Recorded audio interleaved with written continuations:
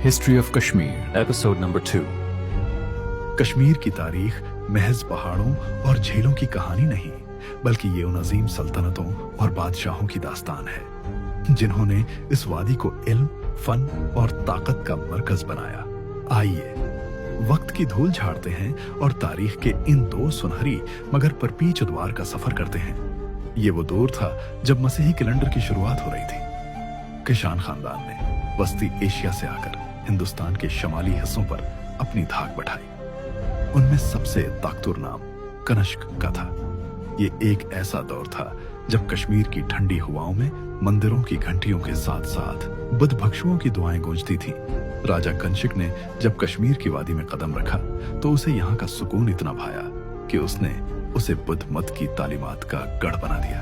कनिष्क ने कश्मीर में बुद्ध मत की चौथी बड़ी कौंसिल मुनक्कद की। उसमें दुनिया भर से सैकड़ों आलम और दानश्वर जमा हुए और मजहबी किताबों को तांबे की तख्तियों पर महफूज किया गया।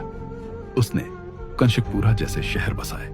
किशान दौर में कश्मीर सिल्क रोड यानी शाहराह रेशम का अहम हिस्सा बना, जिससे यहाँ खुशहाली आई। कनिष्क अगरचा एक रहम दिल बादशाह माना जाता है, लेकिन उसकी सल्तनत बहुत वसीआ थी।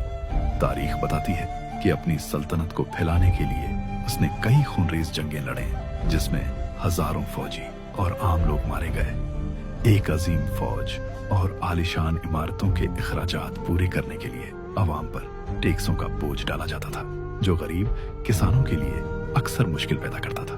7वीं सदी के आगाज में कश्मीर में एक नया सूरज तुलवा हुआ, जिसे करकोटा खानदान कहा जाता है। इस खानदान के सबसे नडर और बुलंद हिम्मत बादशाह ललतातिया मुक्ताबेड़ा थे। ललतातिया की कहानी किसी अफसानवी हीरो से कम नहीं। वो सिर्फ कश्मीर का राजा नहीं था, बल्कि इसे कश्मीर का सिकंदर आजम कहा जाता है। उसका घोड़ा हिमालय की चोटियों से लेकर वस्ती एशिया के मैदानों तक दौड़ता था। उसने एक ऐसी सल्तनत खड़ी की जो ताशकंद से लेकर बंगाल तक फैली हुई थी। उसने मार्टंड सूरज मंदिर तामीर करवाया, जिसके खंडरात आज भी उसकी अजमत की गवाही देते हैं। लिल्लत आदतिया ने वादी में जमीनों को सैराब करने के लिए नहरें निकलवाएं और पानी निकालने वाले पहिए लगवाए ताकि ज़राअत बेहतर हो सके।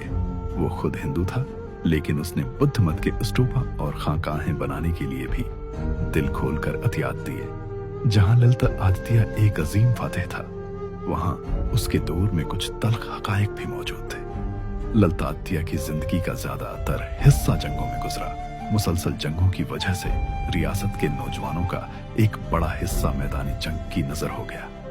तारीख दान कलहन के मुताबिक ललित आदित्य ने हुक्म दिया था कि देहातियों के पास जरूरत से ज्यादा इनाज या बैल नहीं होने चाहिए, ताकि वो हुकूमत के खिलाफ बगावत न कर सके। ये एक तरह का सियासी जबर था, ताकि अवाम काबू में रहे। रवायात के मुताबिक अपने आखिरी अय्याम में वो काफी गसीले हो गए थे और एक बार नशे की हालत में उन्होंने एक खूबसूरत शहर को आग लगाने का हुक्म दे दिया था, जिसका उन्हें बाद में बहुत अफसोस हुआ।